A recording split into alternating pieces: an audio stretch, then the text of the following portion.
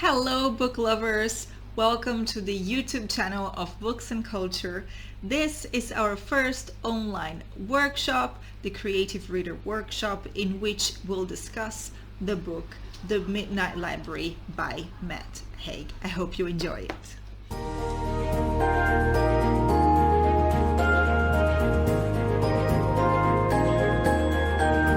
So this is the first online workshop that I'm hosting at Books and Culture. I'm very excited to be here. I'm sorry about the technical problems in the beginning. Please bear with me. I apologize in advance if anything else happens. But fingers crossed. Let's hope everything goes smoothly. So welcome once again. I'm so excited. Let me know who is here live and where you are watching me from. I would love to hear that. It's very, very nice to see you. I see that there are some people live, which is very, very, very exciting. Well, I guess the reason we're all here is because we love books. Am I right? If you love books, comment in the comment section below this video. Tell me how you feel about books. I always like to know this question, the answer to this question. And today, well, this is our first workshop, and I decided to work with this specific book as an example of what we can do to dig deeper and enjoy reading more. We'll talk about that in a bit.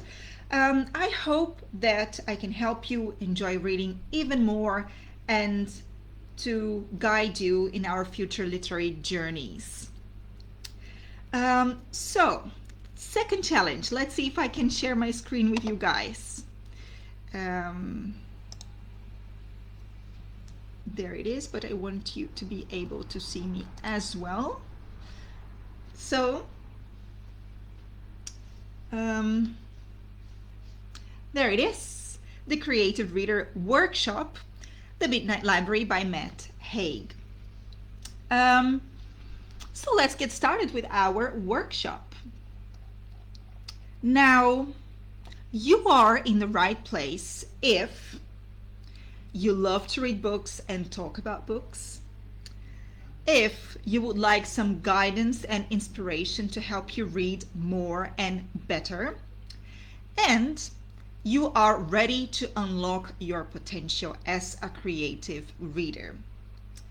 So if you say yes to these three statements, if you agree with these three statements, I would say yes, you're in the right place. And I'm very happy to welcome you to this workshop and to Books and Culture. Now, first, let me introduce myself and tell you a little bit about me. I'm a bookworm. I just love books. I love reading books, walking around with books, buying books, looking at books, sitting down, having a cup of coffee or tea and reading a book. And fortunately, reading has become my life and also my profession now. And this has always been the dream, to work with literature at a professional level. I first started as an English teacher. That's why I do tend to talk more about English literature or American literature, because that's what I'm more familiar with, and that's what I currently teach at the university. But I learned that what I really like is to talk about and discuss books with my students. That's what I love to do. So academically speaking, I have 2 master's degrees in English literature and now a PhD in literary studies. I started teaching literature in 2015 as part of my MA credits, and I just love it. So I had always liked the classroom. I had always liked teaching English, but then teaching English literature became like the combination of my 2 passions, the English language and literature. Um, I teach courses right now in the moment. I teach courses on Shakespeare, 18th and 19th century British literature, American literature, academic writing at the university. And I love interacting and learning with my students. Um, but something bothered me, and that is that future in academia is very uncertain. And it can be quite stressful, very, a lot of pressure and mental strain. And there are many book lovers around the world who do not study literature at university, but they are there. So how could I reach these people and share my passion for books with them? I wanted to find a way to teach literature in a less formal and academic way, but to have light conversations, but still meaningful conversations, meaningful discussions with book lovers without having to worry about grades or academic essays or all of this bureaucratic stuff. Reading for the pleasure of reading, let's say. So discussing books and studying literature, also the history of literature, for the mere pleasure of it, because it's fun, right? And that's why I have created Books and Culture, an online platform for book lovers, in which I will offer short and longer literature courses. I'm preparing a lot of very interesting stuff. I hope you will like it as well. But in the meantime, I've decided to offer short live workshops to discuss specific books. And I hope you like this idea, and let me know in the comments also if there's something like a topic or a book you would like me to cover in these online workshops. Let me know. I see that there are some comments here. Let's see if I can access that. Oh, nice. So Glaucia is here. Welcome, Glaucia. So nice to have you here. And Alessandro is also here. Thank you for being here today. I know you've been following me for the past few years, right? Since O Prazer da Literatura. Welcome, welcome, welcome. So that is why I decided to create Books and Culture. Now, the book that I chose for our workshop today is one that I think you will like, because it is a book about books, and we love those kind of books, right? I mean, at least I do. It's The Midnight Library. Can you see it? Yes, The Midnight Library by Matt Haig. There he is on the slide. I've finished reading it recently and I really liked it. Have you read it, by the way? Let me know in the comments if you've read it. So this book was launched in 2020, so very recent book. It was shortlisted for the 2021 British Book Awards Fiction of the Year, and it was adapted for radio and broadcasted in 10 episodes on BBC Radio 4 in December 2022. That will be very interesting to listen to, actually. But this is important. If you haven't read the book, The Midnight Library, or if you're still reading it, if you haven't finished it yet, don't worry, because there will be no spoilers. So you don't need to worry. You can still enjoy reading the book after this workshop. So this is what you will learn today. Well, there is so much to talk about this book, and any book, actually. You can spend hours talking about one specific book, but I chose 3 points so that the workshop won't be too long. And you know, I get excited when I talk about books, so let me know if this is getting too long. Just let me know and I'll try to wrap it up. So I will talk to you about the premise of the book, the library as a metaphor, and 2 striking aspects of the way the story is written, and that is the use of repetition and the use of lexical groups for symbolic meaning. What is that? I'll get to that in a minute. These are 2 examples, the use of repetition and the use of lexical groups for symbolic meaning, 2 examples of how to dig deeper during your reading practice and develop your skills as a creative reader. So to tell you a little bit about the premise of the book, I thought I'd start with a quote from the book itself, which explains a lot. And you can follow it with me on the screen here. Between life and death, there is a library, she said. She here is the library, Mrs. L. And within that library, the shelves go on forever. Every book provides a chance to try another life you could have lived, to see how things would be different if you had made other choices. Would you have done anything different if you had the chance to undo your regrets? That's from page 29. How powerful this question, right? This is the premise of the book. The protagonist, Nora Seed, dies, or rather, she decides to die.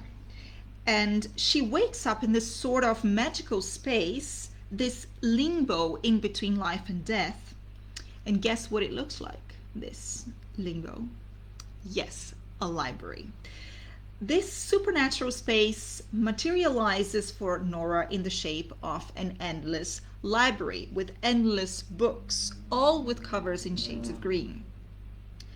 And the person she meets there, the librarian, is Mrs. Elm, the librarian who used to work at her school when she was a child and who helped her at that time when she was going through some very difficult very difficult situation with her family.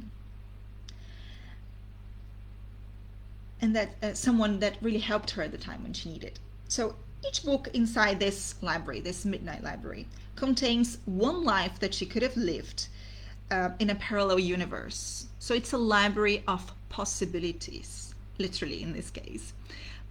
This limbo, which is quite interesting, this limbo space changes according to the person experiencing it. For Nora, it's a library. Later on in the novel, she encounters another one of this. Was it travelers, the term that the author used to describe it? This person who travels or tries different lives. So this other person experienced this space as a VHS store.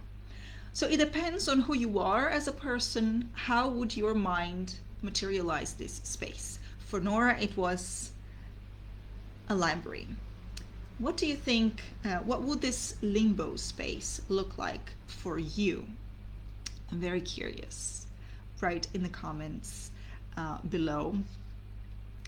I think for me, it would probably look like a library as well, although I might be influenced by the book I've just read, but think about it. We'll get back to that.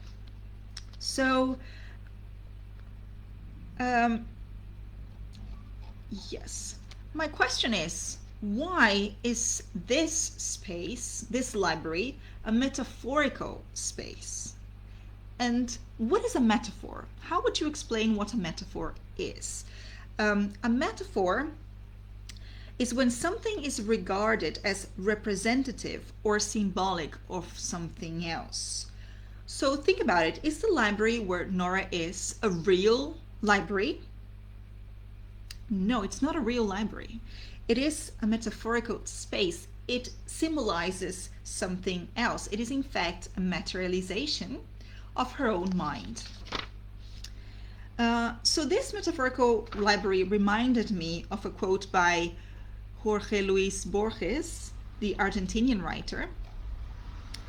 And you may have encountered this part of this quote before. This is an example of one of those quotes that became famous out of context. That happens a lot on the internet. Maybe you've seen it before. Let's take a look at the quote. Jorge Luis Borges wrote the following. Little by little, I came to realize the strange irony of events. I had always imagined paradise as a kind of library. Others think of a garden or of a palace. There I was, the center, in a way, of 900,000 books in various languages, but I found I could barely make out the title pages and the spines. Those two gifts contradicted each other, the countless books and the night, the inability to read them. In this quote, you see that Borges imagines paradise as a kind of library. Others can think of it as a garden, or as a palace, or a VHS store. It depends on who the person who is experiencing it, just like the Midnight Library. Now, just to give you some context about this quote, Borges wrote about it in an essay about his blindness. If I'm not mistaken, it's called On Blindness, his essay. An avid reader, Jorge Luis Borges, suffered from a hereditary loss of sight, which eventually led him to complete blindness. You can imagine how hard that must be for a reader not to be able to see the page and to read from the page anymore. And in 1955, when he had already lost most of his sight, he was named the director of the National Library, a place of which he had many fond memories since childhood. And in this extract, he writes about this moment where he goes back to this library, but he could barely make out the title pages and the spines because of his blindness. And he experienced the bitter irony of this moment, being amidst so many beautiful books, but not being able to see any or to read any. So I brought you this example because for Borges, he also imagines paradise, which is also a kind of this space in between life and death or after death, it doesn't matter, as a library, right? I see there are more comments here. Let's see if I can... Larissa says, hello, that's so great. Welcome, Larissa. Nice, really nice to have you. Oh, and see there's more. How could I do that? And Alessandro says, yes, I read it. So you've read The Midnight Library, very good. The Babel's Library, this is my representation of paradise, very, very good. Another also would materialize as a library for you. I think for us book lovers, that will be quite a thing, right? To imagine paradise as a kind of library. So that's the premise of the book. Quite intriguing, right? Let's look at another quote from the book. Nora asks the librarian, when does each life end? And the librarian responds, it could be seconds or hours, or it could be days, months, more. If you have found a life you truly want to live, then you get to live it until you die of old age. If you really want to live a life hard enough, you don't have to worry. You will stay there as if you have always been there. The book will never be returned, so to speak. It becomes less of a loan and more of a gift. The moment you decide you want that life, really want it, then everything that exists in your head now, including this Midnight Library, will eventually be a memory so vague and intangible it will hardly be there at all. That's from page 39. So with each experience, so with each book that she borrows from the library, she experiences a different life. And with each book taken from this library, let's say, she comes to terms with regrets she thought she had. Regrets that made her believe life was not worth living. We can spend hours talking about this book, about the premise, about the plot, the reasons of choosing a library, of the reasons for choosing or not to live, etc. It's a very powerful book in that sense as well. But I've decided to talk about two things that, in my opinion, make this book interesting, which is, as I mentioned in the beginning, the use of repetition and the use of lexical groups for symbolic meaning. And those are two things that if you have noticed yourself while you were reading it, or later on when you read it for the first time, it means you are a good reader if you found it, if you've identified those things yourself. And if not, don't worry, that means that you still need to practice reading creatively to train your brain to dig deeper during the reading process. And remember, I can always help you with that. So let's talk about the first one, the use of repetition. Look at these two extracts from chapters 1 and 2. So chapter 1 begins like this. 19 years before she decided to die, Nora Seed sat in the warmth of the small library at Hazeldean School in the town of Bedford. That's how the book begins, by the way. There's quite a hook, right? 19 years before she decided to die. Okay, and then chapter 2. 19 years later, the chapter begins like this. 27 hours before she decided to die, Nora Seed sat on her dilapidated sofa, scrolling through other people's happy lives, waiting for something to happen. Now, what is the repetition here? What is the parallelism that it creates? I'll give you some time to think about it. Look at these two extracts. What is repeated?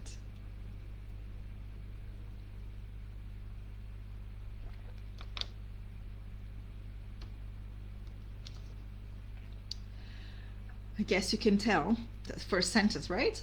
19 years before she decided to die, and chapter 2 begins 27 hours before she decided to die. So what does this repetition create? First, it sets the book in the present when Nora decides to die, that is the present, and goes back in time in flashbacks to her childhood, that is 19 years before, and then a few days before the present when she decides to die, so 27 hours before, etc. That's one thing. Another thing, let me ask you, what can you tell about Nora as a child and Nora as an adult? So as a child, Nora Seed sat in the warmth of the small library at Hazeldown School in the town of Bedford. As an adult, 19 years later, she sat on her dilapidated sofa, scrolling through other people's lives, waiting for something to happen. Look at the difference of words used in these two paragraphs. So in the first paragraph, we see words like warmth, small library, town. What do these words evoke in you? And how does it contrast with the words in chapter 2? Dilapidated sofa, other people's happy lives. So not her life is not happy, other people's lives are happy, and waiting for something to happen. You see the difference in the difference it creates, the difference of feeling it creates. So let's talk about the tone and the mood. What is the tone of these two extracts? The tone is the way a text is written. So if we read them again, you will see that they're pretty straightforward, very matter of fact. So 19 years before she decided to die, Nora Seed sat in the warmth of the small library at Hazeldown School in the town of Bedford. Very objective. There's not an exaggerated use of adjectives. It's pretty straightforward, right? It's not sarcastic, it's not sentimental, pretty straight to the point, right? But what about the mood? And what is the difference between the tone and the mood? So we've decided that the tone is pretty straightforward, matter of fact, just stating what happened. What about the mood? The mood is the way, so the tone is the way a text is written. The mood is the way a text makes you feel. How do you, reader, feel when you read these two extracts? And doesn't it make you feel on edge? Because you know that she's going to want to decide to die. So why? You know she eventually decides to die for a reason or reasons that you're not familiar with just yet. So there is this sense of urgency, like something's about to happen. You don't really know what. And there is also irony in juxtaposing these two moments as well, because although the beginning is the same, right? She decided to die, she decided to die. The rest evokes very different feelings. So the mood in chapter 1 is a mood happy, satisfied, whereas in chapter 2, it's sad, depressed mood. In chapter 1, the mood is hopeful. Chapter 2, the mood is hopeless. So you see how there is repetition but that only emphasizes the contrast between these two moments in her life. Let's take a look at chapter 7 now. So there are two extracts from chapter 7. Chapter 7, 5 hours before she decided to die, as she began walking home, her phone vibrated. So it's getting closer. Don't you feel that a sense of urgency as a reader? So it was, 19 years before, 27 hours before. Now 5 hours before she decided to die.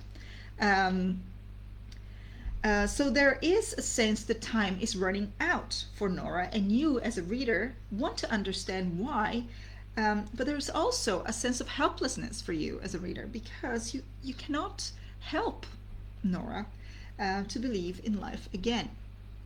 Now let's read the rest of the quote that happens pages 19 and then 22, so a little bit further on in chapter 7. It began to rain again, so she sat there with the blinds open, staring at the drops on the glass. The time was now 22 minutes past 11. She knew only one thing with absolute certainty. She didn't want to reach tomorrow. She stood up. She found a pen and a piece of paper. It was, she decided, a very good time to die. So there again, a very good time to die. It's elicits the repetition once again. But I have highlighted the word rain there. You can see it. Why is it raining, do you think? Is it just a coincidence? Could it be another type of weather at this moment? This is an example of how the landscape, the atmosphere, mirrors the character's emotions. It is not a sunny day because it's not a happy, bright day for Nora. It's a cloudy, wet, cold, depressed day. So just how she's feeling, those feelings are mirrored or paralleled in the weather. It's raining. Furthermore, water in every form is one of the most vital elements for the sustenance of life. Rain symbolizes renewal, fertility, and change. So think about the possible symbols or meanings for water in relation to Nora's situation at this point in the novel.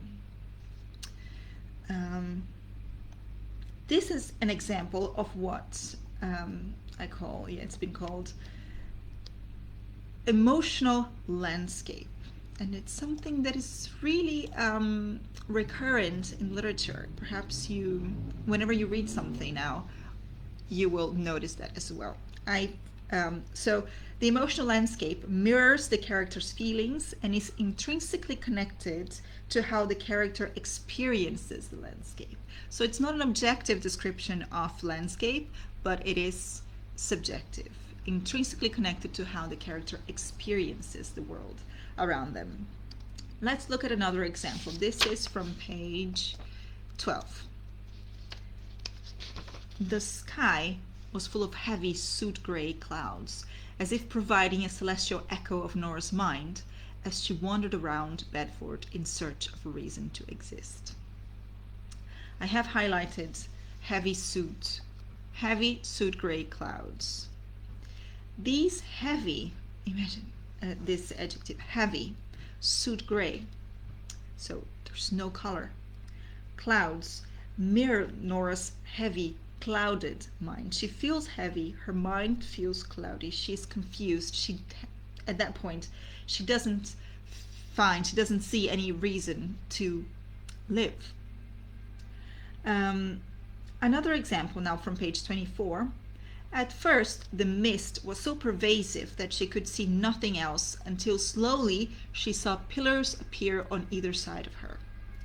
She was standing on a path, some kind of colonnade.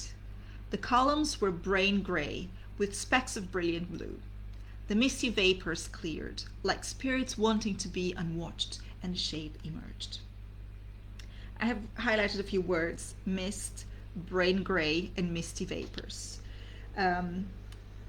When she first arrives at the Midnight Library, the place, as we've read, is described as misty.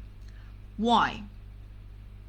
Mist evokes confusion, mental confusion, a dreamlike atmosphere. So the misty vapors also, I didn't highlight, but also there's the vocabulary, the spirits, unwatched, shape emerge. So it creates this dreamlike, supernatural atmosphere. And what is very interesting, look at how the author describes the color of the place. Brain gray. Now it's not suit gray, it's brain gray. Why do you think that is? Is it perhaps because it is all in Nora's mind, all in her brain, all in her imagination? Yes, this library does not really exist. It's all a materialization of her own mind. So that's a very smart way to describe. Instead of writing just gray, brain gray, it creates more layers of meaning. Do you see? Very good. So moving on to the second element that I want to discuss, and this one will be faster than the first one. Don't worry. The use of lexical groups for symbolic meaning. What is that? Now, I would say the use of words from the same semantic field, so same groups of meaning, but for a symbolic and not literal meaning. Some examples of these groups include the library, we talked about it, so lexical words within this lexical group of library would be a book, library, librarian, cover, etc., etc. So the use of that group of words within this semantic field, but not for its literal meaning, but for symbolic meaning. Astrophysics, chess, doors, these are some of the groups of words that I have identified in this book. We don't have time to talk about them all, so I decided to talk about astrophysics. So the author uses words related to space and the cosmos and the universe to refer to Nora's feelings of emptiness. So the universe is so grand, it's infinite. And to use that strength, that intensity to describe Nora's feelings of emptiness is very, very powerful, right? Let's take a look at the first example from page 13. As she stared down at the magazine cover, an image of a black hole, she realized that's what she was, a black hole, a dying star collapsing in on itself. So I've highlighted the words black hole and dying star. So these are words or terms, phrases that are within one semantic field, which is, let's say, astrophysics or the universe, the cosmos, etc. A black hole is a space with such strong gravity that nothing can escape from it. Nothing goes out of it. Nothing gets out of it. There's no escape when you're pulled into that black hole. So it's very symbolic that Nora sees a black hole on the cover of this magazine, and this magazine is recurrent in the narrative, so it appears more than once. Whenever something appears more than once in a story, pay attention to it, because it's never by chance. I mean, let's say almost never by chance. If something is recurrent, think about what that could possibly mean. So Nora is being pulled towards death. That's how she feels in the bikini. And if she lets go and just decides to die and really dies, nothing will be able to pull her out and back to life again. Let's see another example on page 15. Bands don't last. Let me read it all first. Bands don't last. We'd have been a meteor shower over before we started. In here, the author uses meteor shower to describe the fame of Nora's band in case she had not left the band. So this is one of the alternative lives. So when she was younger, or a few years before the present time in the book, she used to be part of a band with her brother and friends, but she decided to quit the band. So one of the alternative lives in the parallel universe would be what if, so the what if versions of reality. What if she had not left the band? What would have happened? Would have been a meteor shower over before we started. So meteor shower, something rare and quick and transient like fame. It would come and go and it will be done. Another example from page 21. Nora went through her social media. No messages, no comments, no new followers, no friend requests. This really puts her present time in like the 21st century, right? Otherwise, this kind of things would not have existed in other periods of time. She was antimatter with added self-pity. And I've highlighted the word antimatter. Of course, antimatter has a more complicated description and definition in physics. I'm not really familiar with that. Perhaps some of you may know what antimatter is much better than me. But what does it mean here in the context of the book to feel like an antimatter? That she was the opposite of matter, that she was nothing, right? So the constant reference to vocabulary related to space and the cosmos makes these words extra charged with symbolic meaning. They are not there by chance. They are conveying different layers of meaning, right? Especially in relation to the protagonist's state of mind. Now, I have two questions for you. I would like you to, let's see if you were paying attention to the workshop, to the lecture, let's say, to the class. And I would like you to answer in the comment section below this video. So two questions for you. Why does the opportunity to live out the potential lives appear in the form of a library to Nora? And number two, how could this supernatural space possibly materialize to you specifically? So think about these two questions. I would love if you would contribute and share your thoughts writing in the comment section below this video. Now, if you are participating in this workshop, you probably know this already. Maybe that's how you got here in the first place. But if not, this is important. So you may be asking yourself, how can I learn to dig deeper for extra layers of meaning when reading a book like we just did today with the Midnight Library? So I strongly recommend downloading the roadmap to becoming a creative reader that I have created especially for you. So I try to put together the questions that I normally ask during a literature class for you to think when you are reading your books, so you would know what to ask yourself before, during, and after reading. And if you do so, you will also be added to my mailing list if you click on that roadmap somewhere on the website, which is, I didn't say that, which is booksandculture.club. Please do sign up for the mailing list because I have created some very interesting things to send to you. In one of these emails, perhaps you have already received it if you're already on the list, or maybe you will still receive it. I added an example of an analysis of Toni Morrison's novel Beloved that I read last year. It was fantastic. So how can you use some of those questions there to analyze Beloved, for instance? I hope you find it useful and inspiring. I see there are more comments here. Awesome. Let's see, what do we have here? Oh yes. Oh yeah, so going back, there is a little delay unfortunately, but I see that Alessandra is talking about the two paragraphs in chapter 1 and 2. I think in the first paragraph she's happy, and another paragraph she's disappointed with her life, which is exactly the case, right?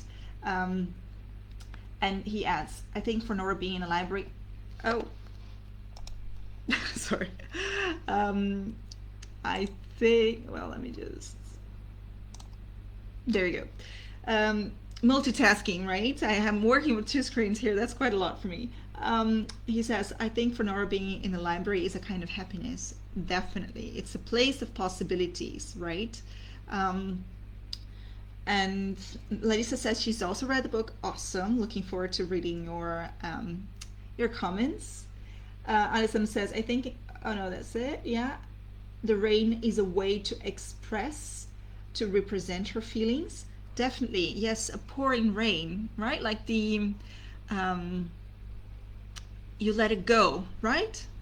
So an explode, those feelings that were repressed for so long, all of a sudden they burst out, just like rain, right? Um, and Alessandro said that evokes another world. Yes. Um, oh, I think you're probably talking about the use of the vocabulary related to astrophysics and the cosmos, right? This other world, which that's quite interesting. This other world, which is the what if versions of Noah's life, right? Excellent. So, also keep an eye out in your mailbox. So sign up to my mailing list because I will be sending out information. I like to write book stuff for you guys, and also to tell you about upcoming events, workshops, courses that I'm creating for you. Sometimes, I would say most of the times, the emails are sent to the spam box. So if you really would like to receive my emails, check your spam box and tell your email that this is not junk, that you really want to read those emails from me. Also, don't forget, if you're already here, of course, you're part of our Facebook group. There will be more workshops and courses available soon. Let me know what you would like me to talk about. And that is it. I hope you have enjoyed. So I see it is, oh my goodness, 7:50. So I had planned this to be around half an hour, but that's how it happens. My students know that when I'm talking about literature, I get really excited and I just add a lot of stuff along the way. I hope you've enjoyed it. Let me know what you think in the comments below. I would appreciate your feedback a lot. And your support along this journey of my new adventure, books and culture. And thank you so much for being here today, and I'll see you at another event here at Books and Culture. Bye.